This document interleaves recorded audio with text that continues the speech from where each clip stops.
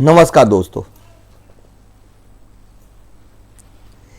राष्ट्रीय शिल्पकार पार्टी लगातार लोगों के बीच जा रही है और लोगों के बीच जा ही नहीं रही है। अगर किसी का कुछ काम पड़ता है तो उसको कराने का भी प्रयास करती है और उसमें सहयोग करती है।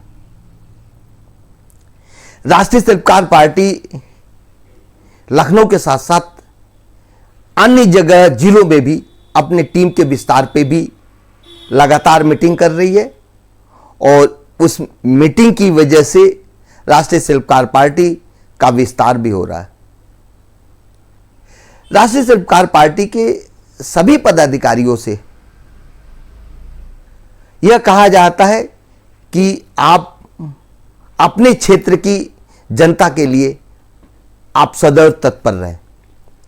कहीं भी कोई समस्या आती है तो उसमें आप सहयोग करें और उनके साथ लग करके उनका समाधान कराएं। इसके साथ साथ अपने क्षेत्र में आप ऐसे लोगों को अपने पार्टी के साथ जोड़िए जो वह पब्लिक के लिए काम करना चाहते हो। उनको प्लेटफार्म चाहिए। राष्ट्रीय शिल्पकार पार्टी प्लेटफार्म है और राष्ट्रीय शिल्पकार पार्टी जिस भी जिले में गठन कर रही है वहां के सभी पदाधिकारियों से कि काम करना बहुत कठिन तो नहीं है लेकिन बहुत आसान भी नहीं है। जोड़ने के लिए सबसे बढ़िया तरीका है कि आप लोगों के बीच जाएं और जाने के बाद उनकी समस्या के समाधान में सहयोगी बने। सर्वप्रथम आप अगर जिले की टीम में हैं तो जिले की टीम में 5-6 नगर पंचायत होंगी, 1-2 नगर पालिका होगा, तो उसमें आप छोटे छोटे टीम बनाइए। जैसे 50 लोगों की टीम, कहीं 100 लोगों की टीम, जिले पे 100 लोगों की टीम, और उसमें 10-20% ऐसे होंगे जो पदाधिकारी बनाए जाएंगे या कोर कमेटी के मेंबर बनाए जाएंगे। वो अपनी, अगर आप एक नगर पंचायत में आबादी लाखों और हजारों की होती है तो उसमें आप लोग 100 लोगों को आसानी से जोड़ना बहुत मुश्किल काम नहीं है। और 100 लोग जोड़ते हैं तो उसमें 10-20 कोर कमेटी के भी मेंबर होंगे। इसी तरह से सभी जिलों की है। इसके बाद आता है मंडल, जो 3-4-5 जो भी जिले होते हैं उसके सभी पदाधिकारी सभी जिलों से कुछ पदाधिकारी मंडल कार्यकारिणी में आएंगे। तो आप लोग मंडल कार्यकारिणी के लिए भी प्रयास कीजिए।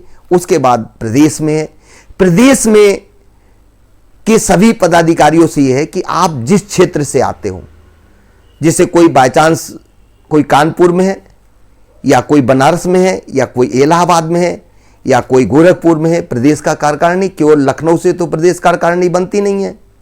तो जहां से भी हो तो अपने पास के जिलों में मंडल एवं जिले की संरचना में विशेष रूप से वो काम करे और उसके ऐसे ही काम करने से धीरे धीरे टीम बनेगी। और टीम के बनने के लिए आपके, पहली मैं बार बार कर रहा हूं कि राष्ट्रीय शिल्पकार पार्टी के सभी पदाधिकारियों से कि आप लोगों की समस्या वो सार्वजनिक हो या व्यक्तिगत हो, पहले तो ज़्यादातर समस्या सार्वजनिक होती है, उसको आप पर लोग अटेंड कीजिए। उसके बाद कोई समस्या अगर उसकी पर्सनल होती है, विवादित नहीं हो, तो उसमें भी आप सहयोग कर सकते हैं।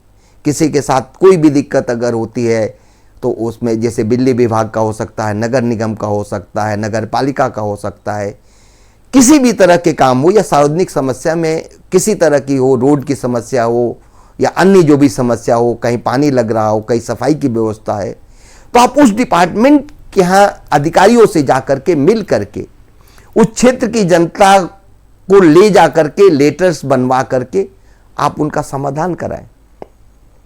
जब आप उनका समाधान करेंगे तो आपके साथ लोग जुड़ेंगे और उसी में से कुछ आपके पदाधिकारी भी बनेंगे। तो राष्ट्रीय शिल्पकार पार्टी अपने मीटिंग्स में हमेशा यही कहती है कि आप अगर एक जिले में, एक नगर पालिका में 100 लोगों को भी जोड़ते हैं तो नगर पालिका, नगर पंचायत अगर मिला दिया जाए 7-8, कहीं 10 होंगे, कहीं 8 होंगे, कहीं 7 होंगे, तो कहीं 100 भी हो सकते हैं, कहीं 150 मेंबर, तो आप एक जिले में 1000 लोगों को जोड़ सकते हैं। अगर 1000 लोगों को जोड़ते हैं तो वो 1000 लोग आपकी साथ भी खड़े रहेंगे और आपके पार्टी के लिए काम भी करेंगे। लेकिन अगर आप ये सोचो कि मुझे तो पद मिल गया है और मुझे काम करने की नहीं ज़रूरत है, काम तो करना पड़ेगा और बिना काम के संभव नहीं है कि आपके साथ कोई लोग जुड़े। तो इसलिए राष्ट्रीय शिल्पकार पार्टी अपने सभी पदाधिकारियों से यह हमेशा निर्देशित करती है कि आप लोगों के बीच जाएं, लोगों के लिए काम करें।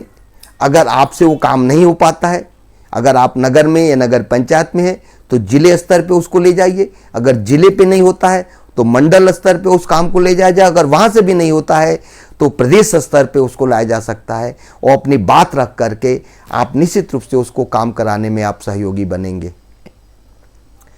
और ये काम एक दिन का नहीं होना चाहिए, केवल चुनाव के लिए नहीं होने चाहिए, केवल पार्टी के लिए नहीं होने चाहिए। अगर आप लगातार काम कर रहे हो तो निश्चित रूप से आपको चुनाव के दृष्टिकोण से आपको काम नहीं करना है। आप लगातार काम करोगे तो आप चुनाव में आपको सफलता भी मिलेगी और निश्चित रूप से सफलता आपके लिए, काम अगर होगा तो आप सफल भी होंगे। और धीरे धीरे कदम बढ़ाने की ज़रूरत है। कोई ऐसी नहीं कि एकदम ऐसी स्पीड हो कि आज ही सब कुछ हो जाए। आपको निरंतर, और इसके साथ साथ अपने सभी पार्टियों से मेरा ये भी करना है, आप जिस भी जिले में हैं आपको व्यापारियों के साथ खड़ा होना पड़ेगा, किसानों के साथ खड़ा होना पड़ेगा, अन्य जो भी व्यक्ति हैं आप उसके साथ खड़ा होना पड़ेगा। खड़ा होने के लिए एक और भी है, जैसे बाय चांस किसी भी जिले में जहां पे राष्ट्रीय शिल्पकार पार्टी की टीम है वहां पे अगर कोई घटना घटती है तो सर्वप्रथम मैं राष्ट्रीय शिल्पकार पार्टी के सभी पदाधिकारियों से यह कहता हूं कि आप एक प्रतिनिधि मंडल के साथ आप उससे संपर्क करें जहां पे कोई घटना घटी है, कोई अप्रिय घटना घटी हो, वो एक्सीडेंट हुआ हो या कहीं लूट हुई हो या कहीं पे किसी की हत्या हुई हो, किसी भी तरह की घटना या दुर्घटना अगर हुई हो तो आप उसके लिए आप अपनी टीम के द्वारा जाएं। और ये कोई नहीं जरूरी है कि गोरखपुर की टीम के लोग कानपुर में जाएं, अपने नज़दीकी जिलों में जा सकते हैं। मेरा प्रयास यही होगा कि आप जिले स्तर पे जाएं या आप दूसरे जिले में भी जा सकते हैं, लेकिन आपको ऐसी कोई करने की नहीं ज़रूरत है कि बनारस का व्यक्ति कानपुर जाए, कानपुर का बनारस जाए और कानपुर का व्यक्ति बलिया या गोरखपुर जाए। आप जिस क्षेत्र में हो उसी क्षेत्र में आप जा करके आप उससे, उसके परिवार से मिले और जो भी संभव हो उसको आप सहयोग करें।